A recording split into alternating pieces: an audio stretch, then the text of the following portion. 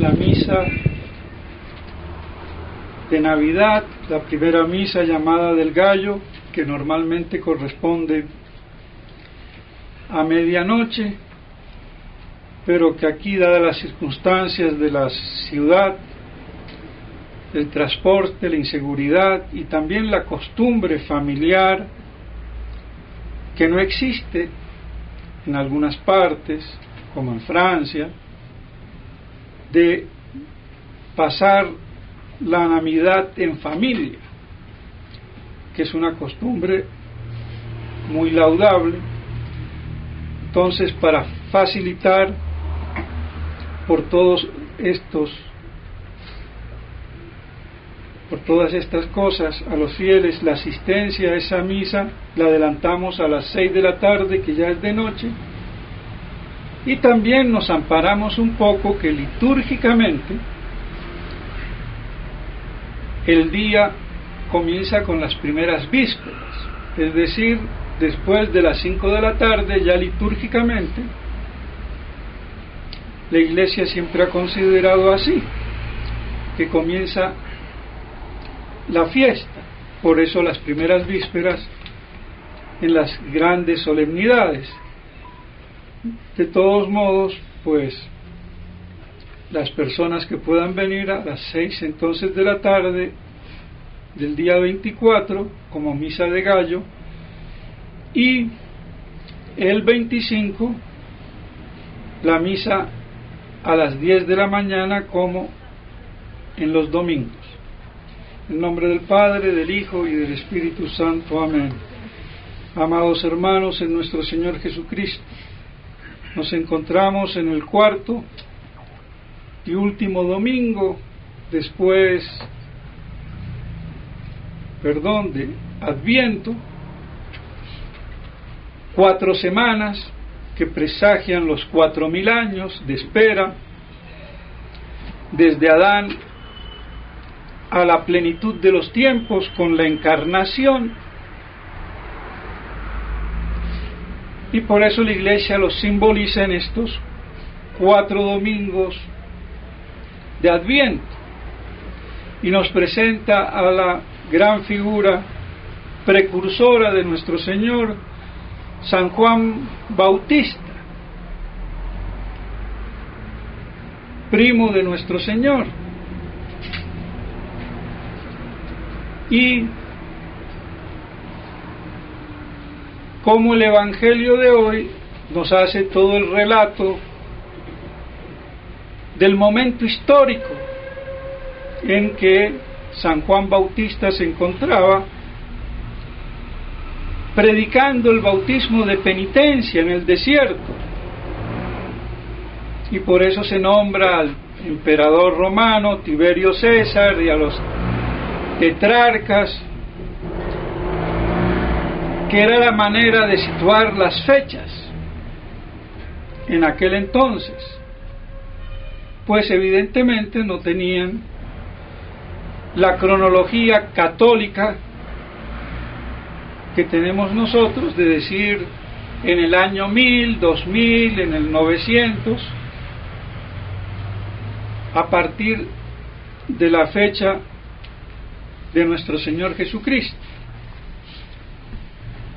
Y vemos así esta gran figura que predicaba la moral natural sobre la cual reposa la sobrenatural, aunque no quiere decir que la moral natural por sí sola basta. Incluso uno no puede cumplir toda la moral natural, la ética, la ley natural, rectamente sin ayuda de la gracia. Eso tampoco quiere decir que sin la gracia todo lo que hagamos es malo, pero sí se necesita para cumplir a cabalidad la ley natural, la gracia. Y no hay que olvidar lo que el hombre fue creado en gracia, en estado de gracia, y fue por el pecado original que caímos en desgracia. Desgraciados, somos desgraciados, mal nacidos, sin gracia. De ahí viene la acepción primigenia que después se ha corrido. Y eso es lo que el naturalismo rusoniano, liberal y del mundo de hoy no quiere admitir, que el hombre es un desgraciado cuando nace. No, es bueno, es buenito. Y la sociedad lo corrompe, sí, lo corrompe, pero ya nace corrompido, desgraciado. De ahí la necesidad de la gracia del bautismo, que nos prodiga la Santa Madre Iglesia.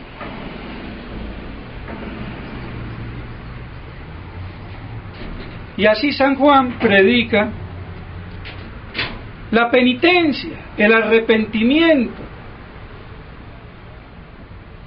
para que se allanen los caminos y nuestra alma entonces se disponga a recibir al Salvador, a Yeshua, Salvador, al salud dador, al que da la salud, y la salud principal, la salud del alma, mucho más que la del cuerpo, aunque la del cuerpo también no sea necesaria, pero la principal es la del alma, la vida del alma, aunque el alma no muere y es inmortal, y no como algunos tontunos que pierden la fe y empiezan a meterse en cuestiones budistas y transmigración de las almas y la reencarnación de las almas estúpidamente, cuando eso filosóficamente no tiene paradero, porque el alma humana, espiritual y por lo mismo inmortal,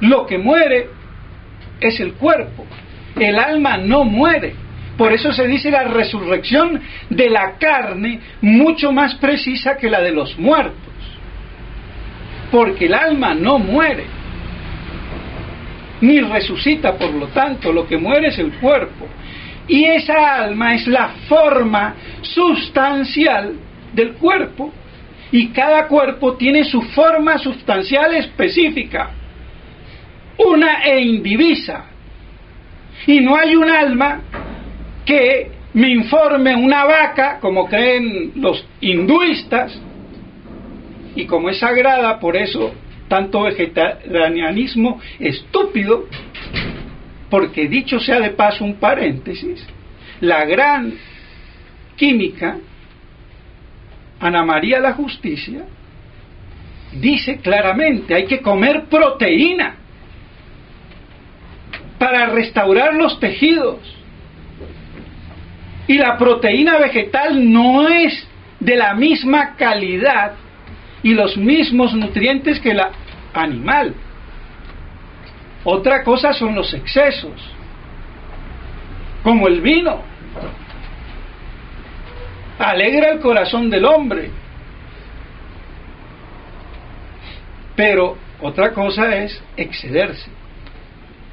Entonces ese vegetarianismo, que excluye incluso en su culmen hasta el pescado y la leche, claro es que resulta que los orientales y la gente de color, como dice esta señora, sean los negros y los chinos y los japoneses, tienen un problema biológico que no digieren la leche porque les falta la lactasa, pero ese es un problema de esa raza, no del blanco caucásico. Entonces,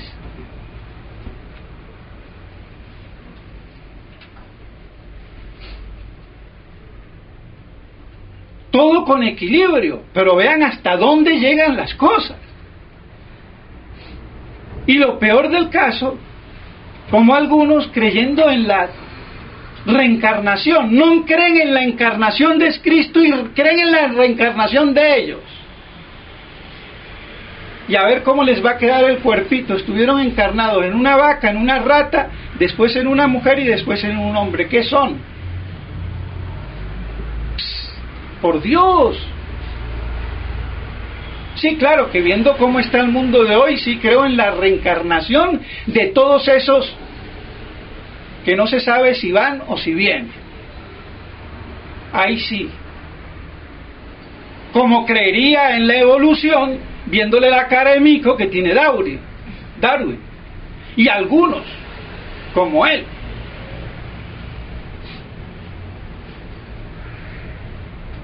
Pero es increíble cómo se forman mitos cuando no se cree en lo que se debe de creer. Y más aún lo que la Iglesia nos propone para creer. Entonces dejamos los dogmas de Dios y nos creamos los dogmas del hombre, que son mitos. Así está.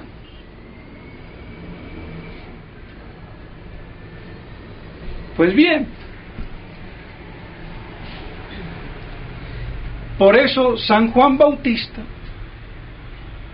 en el desierto, voz clamantis in deserto, la voz del que clama en el desierto, y que más se refiere a nuestro Señor, y Él como precursor, como da a entender Santo Tomás. Aunque hay la otra acepción, que sea Él la voz que clama en el desierto, pero se ajusta más como precursor, que Él es la voz de aquel que clama en el desierto, nuestro Señor, y Él mismo también, habiéndose criado en el desierto, como lo hacían antiguamente los ascetas de aquel entonces. Siempre hubo un ascetismo del desierto, tanto en el Monte Carmelo, en los desiertos de Egipto, y de ahí después vienen los monasterios del desierto y la vida monástica. Pues bien, con esa moral natural de penitencia como precursor, San Juan estaba señalando que los tiempos habían llegado con nuestro Señor, llevándole Él nada más 6 meses, y habiendo exultado en su seno, brincó de júbilo cuando la visitación de la Santísima Virgen a su prima Santa Isabel, y que como sabemos, la mamá de Santa Isabel, Santa Ana, la mamá de la Virgen, y Jacob, el papá de San José, eran hermanos.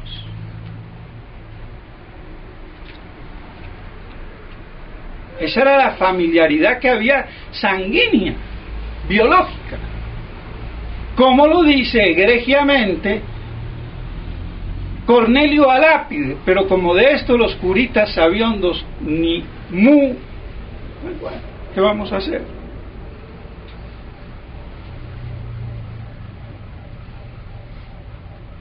Y se ponen en 20.000 teorías, 20.000 cosas, cuando se pierde la tradición. Ahora, ¿cómo la encontró Cornelio Alápide? Ya sí no sé, pero la verdad que qué gran mérito, porque no cayó en todos esos vericuetos y resuelve la cuestión de la doble genealogía de nuestro Señor.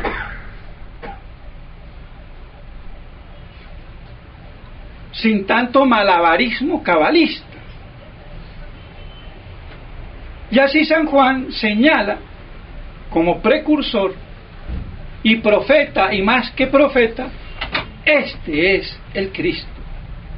Yo no soy digno de desatar la correa de sus sandalias.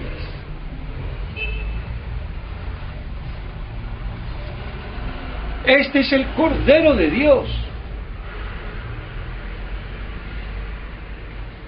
Y cuando lo bautiza en el Jordán, sin ninguna necesidad, pero nuestro Señor quiso así santificar las aguas como elemento del bautismo, y también mostrar cómo había una conexión, que Él no llegaba así podía llegar así si se le daba la gana, pero él quería mostrar cómo había toda una tradición moral, espiritual, y por eso se hace bautizar por San Juan Bautista y la gran revelación del Padre Eterno: este es mi Hijo bienaventurado, en quien tengo puestas todas mis complacencias.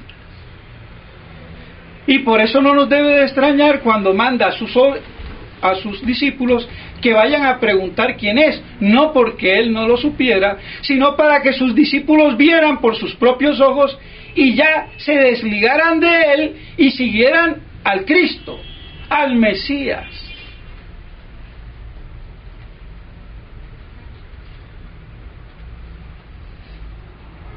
Y ese Mesías, en su divinidad, ser divino,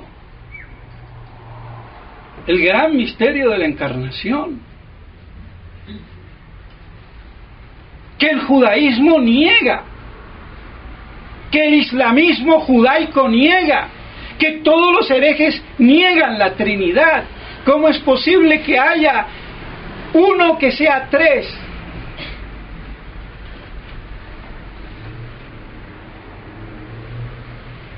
Y no es que haya tres y lógicamente, matemáticamente en el mismo orden. No estoy sumando habas con lentejas. Es uno como ser divino, un solo Dios supremo, y tres, no como tres dioses, lo cual sería herético, sino como tres personas consubstanciales, y personas que no son absolutas, sino relativas. Entonces tengo un absoluto y tres relativos.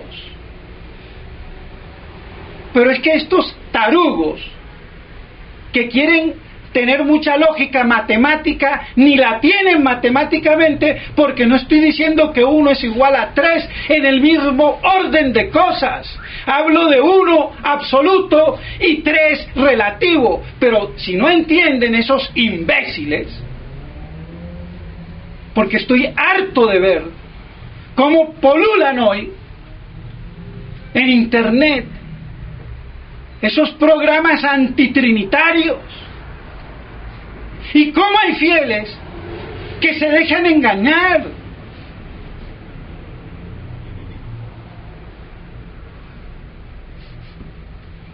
Y decir que todavía creen en un Dios, pero en un Dios por allá encima, arriba de todo. ¿Qué es eso? El Dios judeo-masónico cabalista.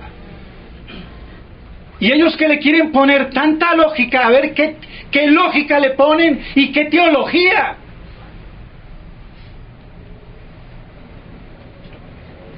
Lamentablemente, como falta teología en el clero inculto, por eso no saben defender la Trinidad, y menos predicarla. ¿Quién predica la Trinidad? ¿Quién se atreve? ¿Quién se le mide? Si hasta el mismo Monseñor Lefebvre, y me da vergüenza decirlo, no tengan cuidado. Claro, él lo decía como cuando uno tiene un hijo medio bobo, él dice, bueno, no salgas tanto a la calle a ver que no te pise de estúpido un carro. Es un dogma esencial. Y si yo como sacerdote no tengo lo mínimo para teológicamente aplicar la razón a la fe, y eso es la teología, pues no se haga cura, señor, hágase monje, laico, pero no sacerdote. No sea lo selecto, porque usted no tiene nada de selecto si no le da el caletre, por Dios. ¿Qué va a predicar? ¿Una devoción sin doctrina? Eso es voluntarismo puro. Esa es la religión boba e imbécil que nos llevó a Vaticano II y a todos estos imbéciles de obispos que están pontificando en la herejía. y a ver que se me atreve alguno a contradecirme. Y no solamente del modernismo, sino hasta los tradicionalistas. ¿A dónde están? Parados. Ni saben. Da vergüenza. Entonces quede claro, no hay ninguna contradicción lógica ni matemática. Porque cuando digo uno es ser absoluto, y cuando digo tres es ser subsistente relativo. Ahora, para entender medio eso, porque es un misterio, tengo que primero saber filosofía, qué es persona, qué es naturaleza, qué es esencia, qué es substancia, qué es subsistencia y qué es existencia. Y me como lo que es el supuesto o la hipóstasis. Y después aplicarlo al dogma revelado. Y ese es el gran misterio de la relatividad, y por eso digo, no ya del tiempo como Albert Einstein, sino de Dios absoluto, la relatividad de lo absoluto. ¿Y cómo se masca eso? Un solo Dios verdadero, supremo ser divino, en tres subsistentes, relativos, en cuanto al origen, Padre, Hijo y Espíritu Santo, en la manera de comunicarse indivisiblemente a cada uno de ellos esa misma naturaleza o sustancia divina absoluta.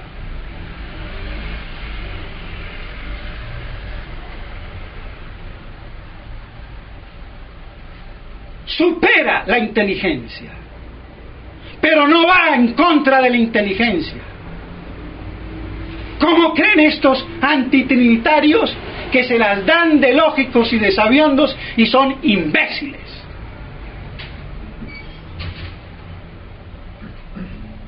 Y así se atreven a conculcar el dogma de fe del Dios uno y trino.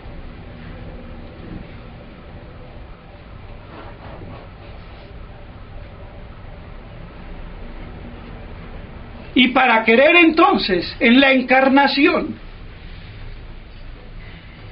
tengo que creer en la Trinidad que la implica, porque ¿qué se me va a mí a encarnar el Verbo de Dios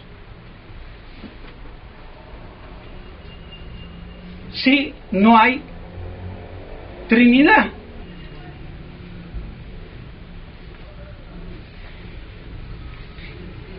Es ahí el problema. ¿Y eso se cree o no se cree? Es misterio de fe, pero no es ilógico. No es absurdo, que es muy distinto. Y no hay contradicción.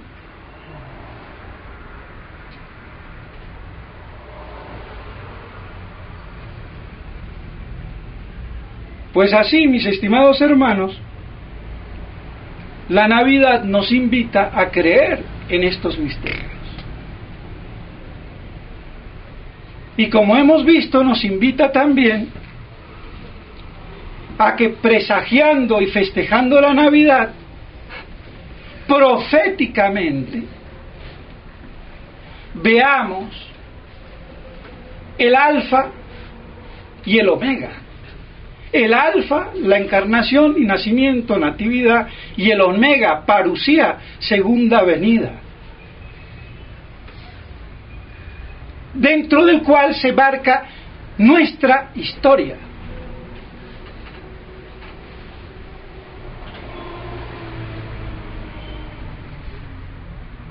Y por eso comienza el año litúrgico, además de terminar, con evangelios apocalípticos de la segunda venida, porque la primera venida sin la segunda queda trunca.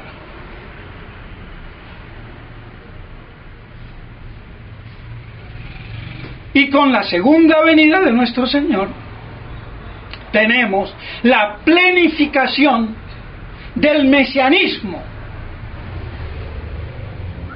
de Cristo y de su reino, sea como sea que se dé, pero se tiene que dar en esta tierra.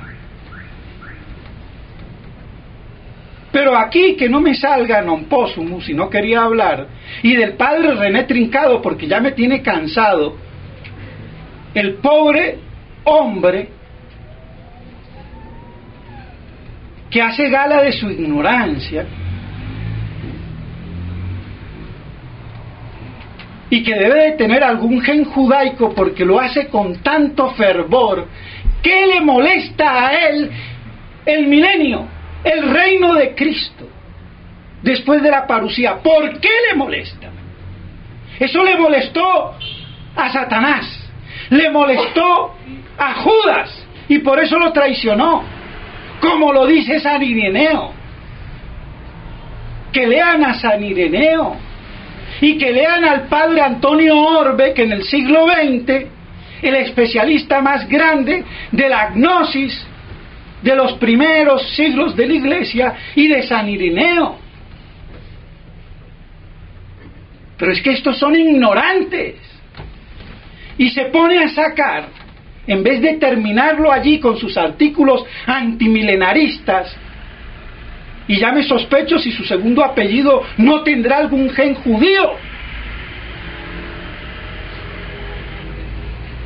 Ni vergüenza le da. ¿Y Monseñor Williamson qué hace?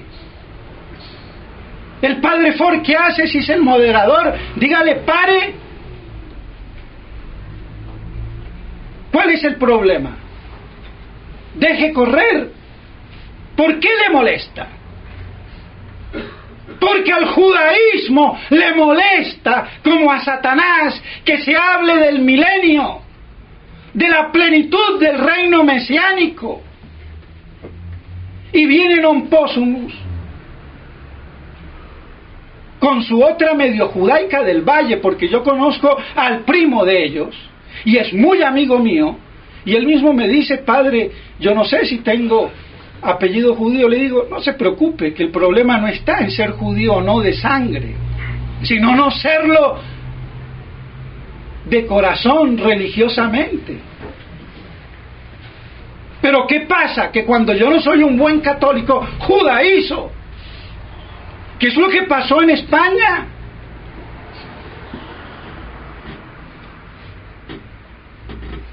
Y los más antijudíos de la Inquisición, como Torquemada, eran de origen judío.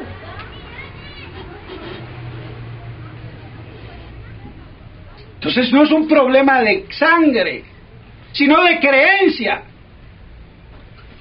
Pero claro, con la tenacidad de esa sangre, para lo bueno si es católico o para lo malo si es judaico. Entonces que se frene. Y sacar un comentario de Santo Tomás, oye, pero pedazo de bruto, porque al bruto hay que decirle bruto. Si tú eres burra o burro, no quieras relinchar como caballo. Yo seré orgulloso como caballo, pero puedo relinchar como caballo. Pero tú, cállate, rebuzna, no relinches. Que para relinchar soy yo, caballo. Punto. Las cosas como son. Un texto de Santo Tomás, ¿y acaso el texto de Santo Tomás impide lo otro? Entonces, y el mismo texto que él pone, Santo Tomás dice, esto no se ha realizado y se realizará la sujeción de todos los hombres a Cristo al fin del mundo. Eso ya está diciendo, sin entrar a distinguir, que será después al fin del mundo. Pero como no se distingue, ahí Santo Tomás no distingue fin del mundo y fin de los últimos tiempos.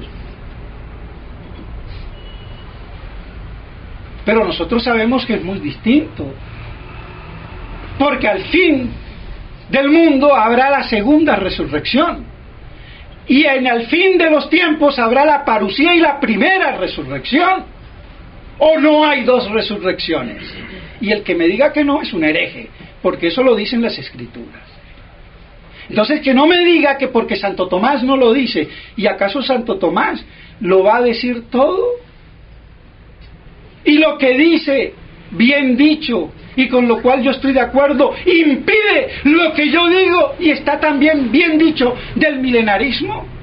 Y si no, que lea él la Didache, si es que sabe lo que es. Viene a ser el primer catecismo, si se quiere, de la historia. Era la predicación apostólica escrita en los años 60 o 70 o 80 como máximo. La Didache o Didache. Y los 3 primeros siglos de la iglesia, pero eso no cuenta. Bueno, pero si no cuenta, entonces ¿qué hablas? ¿O no cuenta la iglesia primitiva? Y entre más primitiva, tiene más fuerza. Por Dios, ni San Agustín se retractó del milenarismo. Si vamos a mirar las cosas con lupa, simplemente modificó, pero no dijo, yo fui un hereje que me equivoqué. No, modificó, dejó la interpretación literal, se pasó al alegorismo y dijo, como dijo San Jerónimo, como muchos santos, padres y mártires lo han dicho, yo no condeno. Y lo que él impugnaba, sin mucho distinguir, era el milenarismo craso de Cerinto, judío. Pero ¿de dónde viene el milenarismo de Cerinto judío? De la corrupción del patrístico, de ese milenio que no quiso aceptar Judas.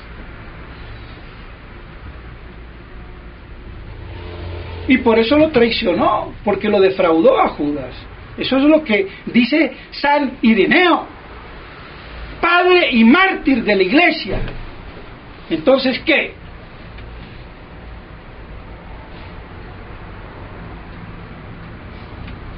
Ahora es una vergüenza. Y eso es lo que hace Monseñor Williamson. Fomentar estas cosas. Y encima toca a él refutarlo. Y me alargo, pero ¿qué puedo hacer? ¿Cómo es posible que saque en su último elenco de nuevo para justificar que no se puede decir que la nueva misa es inválida? No puedo decir que el Papa no sea Papa, no puedo decir que la nueva misa es inválida. ¿Y qué quiere él? ¿Qué pretende? ¿Legitimar la nueva misa? Pues yo puedo decir, teológicamente hablando, que la misa nueva es inválida. Y por un doble motivo que él no ha pensado.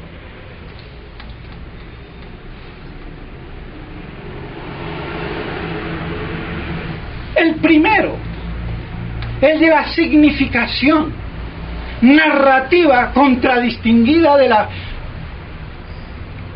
significación determinativa, unívoca y afirmativa. En el canon se está en un relato, como contando un cuento histórico. Pero llega un punto donde ese relato histórico se corta y comienzan las palabras formales de la consagración del pan y del vino. Y hay un corte que se ve tipográficamente con la escritura de la tipografía para marcar bien. Si yo tengo todo el mismo relato, pero lo que está alrededor de esa fórmula afirmativa, no narrativa, como lo que está alrededor. Y lo digo ahora, va a formar parte de la fórmula.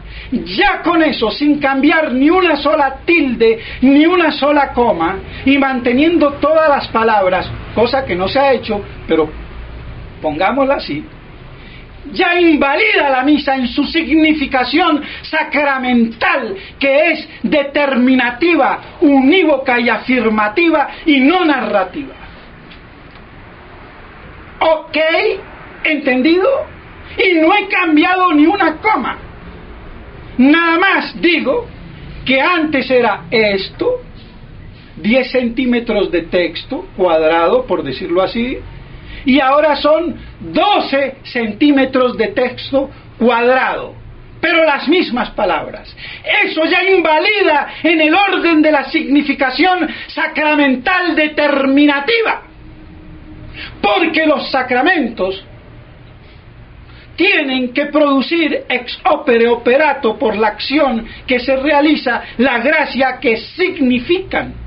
Y si no significan la gracia unívoca y determinativamente, no la pueden producir. Así de claro, de sencillo. Inválida por eso. Entonces, cuando me meten la parte del contexto dentro del texto, me cambian el tono de afirmativo a tono narrativo y sigue la historia. Pero además de eso, se ha cambiado también la fórmula. En latín y en castellano ya no se diga, porque las nuevas misas en lengua vernácula son inválidas. Si yo digo, este es mi cuerpo, eso es inválido y herético, si lo quieren saber, como lo dice Santo Tomás en las sentencias, y que no se lo puse a Monseñor para ver si pisaba el palito, pero me da lástima y se lo digo para que no lo pise, porque le voy a decir hereje si me llega a discutir. Aunque él puede decir en inglés, yo lo puse en inglés, y como el inglés, yo no entender el idioma bárbaro, no distinguen entre este y esto. El castellano es mucho más lengua, lo distingue, como el latín hic y hoc, es lo mismo. Entonces, aparte de eso, pero en español, en la traducción vaticana está esto.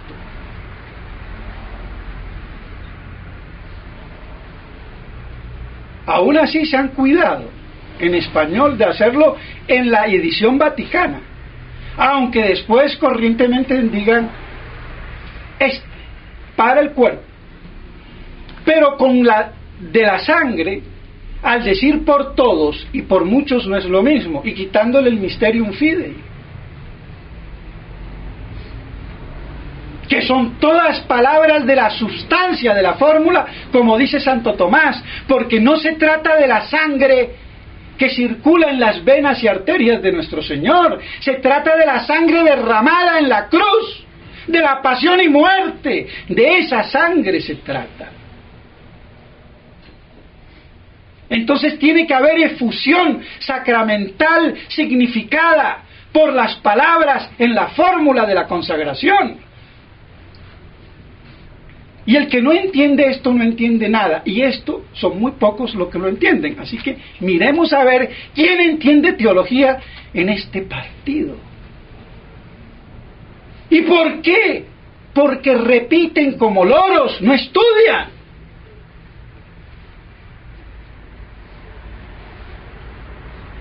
Pero yo que me tomé el trabajo desde el primer día, porque ya siendo seminarista y aún sin sotana, cuando me tocó ir a la Argentina, oía decir, el padre Membiel decía, me decía uno de sus discípulos, que la nueva misa tenía el problema este.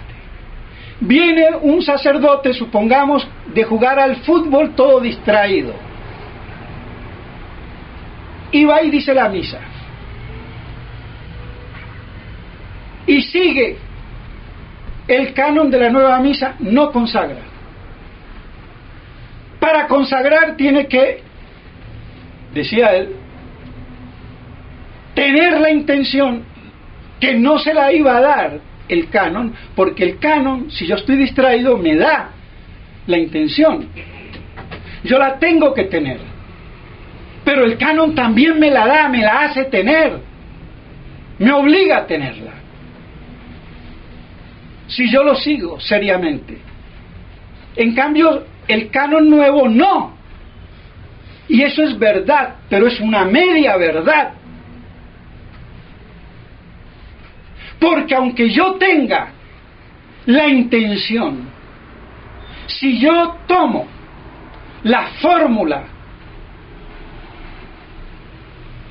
como está en el canon, narrativamente, no consagro. Entonces tendría yo que cortarla mentalmente y separarla mentalmente para, por decirlo así, tomando materialmente lo que está allí escrito, pero no formalmente, como está escrito, y pueda consagrar, que es muy distinto.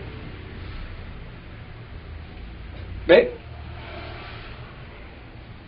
Y eso sin hablar de la modificación de las palabras, que hacen abusivamente en español casi todos,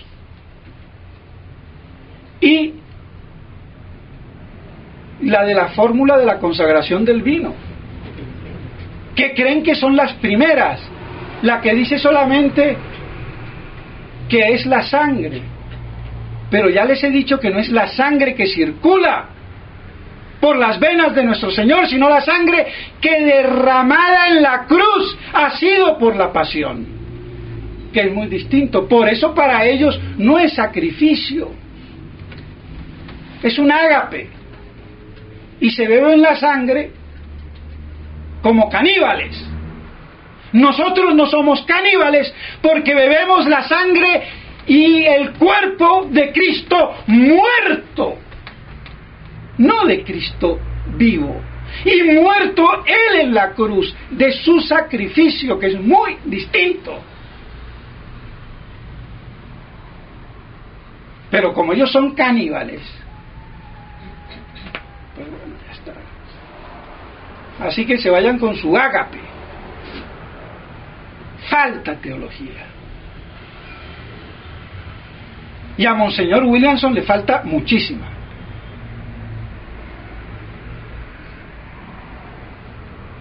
Es que la cultura católica se mama desde que se nace, desde la teta de la madre.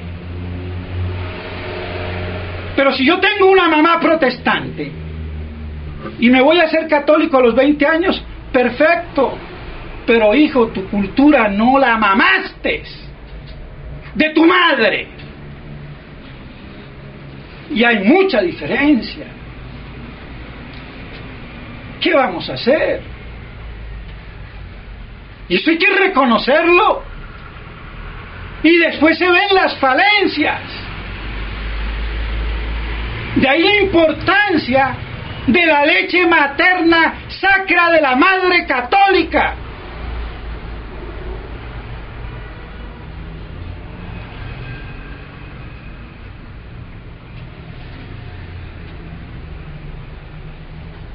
Pero eso no se ve. Y bueno, yo lo lamento por Monseñor Williamson, me toca destruirlo, teológicamente hablando, pero él se las busca. Y después habla de que pagarán la penalidad, pero la penalidad que vas a pagar tú, por decir lo que no es, y defendiendo toda esta parodia. ¿A quién le hace el juego? Y entonces vienen sus discípulos a combatirme a mí. Ahora va a venir el padre Juan Carlos Ortiz, colombiano, que ni me habla. Me va a venir a combatir a mí aquí. Sería el colmo, por Dios.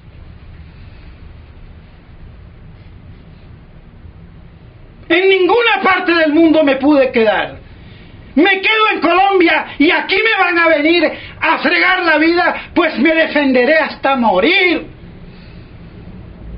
Y que no sean tan desgraciados, que se vayan con su cuento allá. ¿Por qué se queda en Estados Unidos y no vino a Colombia? ¿Pero qué quieren venir a minarme aquí, a mí? Eso es una prueba de la verdad. Y todo esto el padre Ford y Monseñor Williamson lo aupan. Se los estoy diciendo. Si no lo aclaran y lo paran, esto termina mal. Y ellos terminarán en el infierno. Le están haciendo el juego al demonio.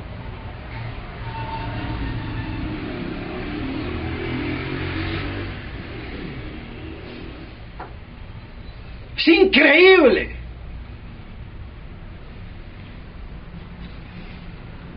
Menos mal que sé filosofía y teología. No mucho, pero la suficiente como para defenderme de la mediocridad de todos ellos juntos. De todos ellos juntos. Y por eso me hago respetar filosófica, teológica y exegéticamente. Y no tienen la valentía de contradecirme con nombre y apellido de frente.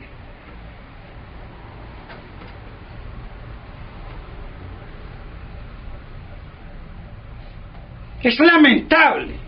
Y me perdonan, mis estimados hermanos, pero ¿qué quieren? Son ellos los que están provocando.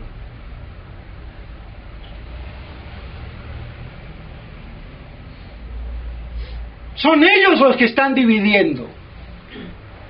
La resistencia no comenzó con Williamson. Él porque viene a querer pretender llevarse la exclusiva. Y no reconocer. ¿Qué le pasa? Pues eso a mí me dice claramente, es otra resistencia la de él. Así de claro.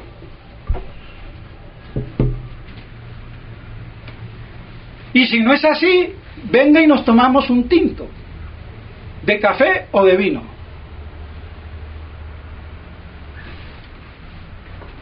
Pero no sigamos diciendo estupideces y que non possumus no siga haciendo tonterías. Por Dios. Pues bien, mis estimados hermanos,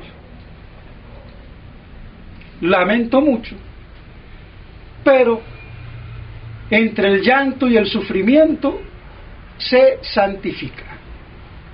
Y pues bien, todas estas cosas nos sirven para que espiritualmente las pongamos en el pesebre.